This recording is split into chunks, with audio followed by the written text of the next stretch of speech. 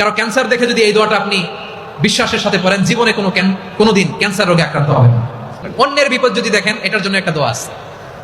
অনেক সময় আমরা দেখি হাসপাতালে ক্যান্সারের থার্ড স্টেজে চলে গেছে, লোকটা হ্যাংলা হয়ে চিকন হয়ে হায়রে কি কষ্ট পায়, দেখি না?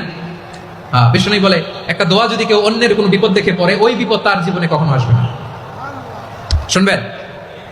শোনার আগ্রহ আছে? অনেক সময় হয় যে আমরা মহাসড়ক দিয়ে যখন চড়ি, দুর্ঘটনায়, আইরে আল্লাহ, দুর্ঘটনায় মানুষের মাথা একদিকে, দেহ আরেকদিকে, ব্লিডিং, এরকম হয় না? আল্লাহ তুমি হেফাজত করো। বিশ্বনবী বলেন এই দুর্ঘটনা দেখে কেউ যদি এই দোয়াটা পড়ে, তার জীবনে সে কোনোদিন এরকম অ্যাক্সিডেন্টের সম্মুখীন হবে না। শুনবেন? বিশ্বনবী বলেন অন্যের বিপদ দেখে কেউ যদি পড়ে, আলহামদুলিল্লাহিল্লাযী আফানি মিম্মা বাতালাকা বিহি ওয়া ফাদ্দালানি আলা কাসীরিন মিম্মান খালাকা তাফদীলা, মানে প্রশংসা সে আল্লাহর, যে আল্লাহ তাআলা তোমাকে যেই জিনিস দিয়ে পরীক্ষা করেছে, আমাকে ওইটা থেকে বাঁচিয়ে দিয়েছে। তোমাকে আল্লাহ যেই বিপদে ফেলেছে, আমাকে ওই বিপদ থেকে তিনি মুক্ত রেখেছে, আর তার অনেক সৃষ্টির উপর আমাকে তিনি প্রাধান্য দিয়েছে। সুবহানাল্লাহ পড়েন।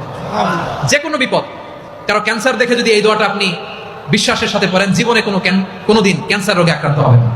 দুর্ঘটনা দেখে যদি পড়েন, ওই দুর্ঘটনা আপনাকে স্পর্শ করবে না। যে কোনো কারো বিপদ দেখে যদি কোনো বিশ্বাসী বান্দা এই দোয়া পড়ে, বিশ্বনবী বলেন লাম ইউসিবহু যালিকাল বালা, ওই বিপদ তাকে আর ধরবে না।